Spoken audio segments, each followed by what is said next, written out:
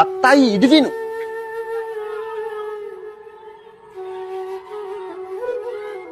ఈ అమ్మాయి కర్ణాటకలోని రాముని బాణాన్ని మసీదు మీదకి ఎక్కిపెట్టింది. అసలు దేశాన్ని సర్వనాశనం చేయడానికి బత్తాయిలు ఉన్నారండి. హిందూ మతం పేరు చెప్పి, జై శ్రీరామ్ పేరు చెప్పి.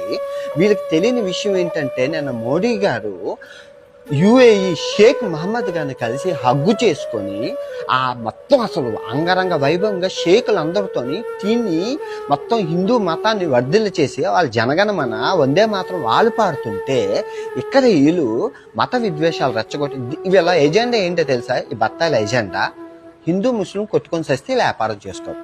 దానికి పెట్టుబడి హిందూ మతం, రెండు జై శ్రీరామ్. ఈ రెండిటితోని వ్యాపారం చేసి వీళ్ళకి దేశం ఎదుగుదల ఉండదు. దేశం ఎదుగుదల ఎందుకంటున్నానంటే, ఈ అరబ్ మీడియా ఏమంటుందో చూడండి ఒక్కసారి. హకల హకల హకల అంటారు. Dubai media, Saudi Arabia media, Qatar media, Bahrain media. నిన్న మలేషియాలో రోడ్డు మీద టిక్ టాక్ లో కూడా చూపింది.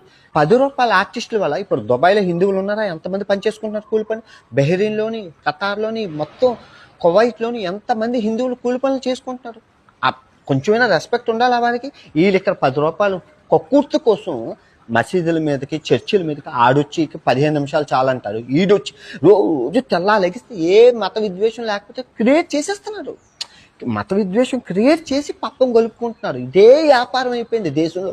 మత విద్వేషం పెద్ద వ్యాపారం అయిపోయింది. మతోన్మాదం పెద్ద వ్యాపారం అయిపోయింది.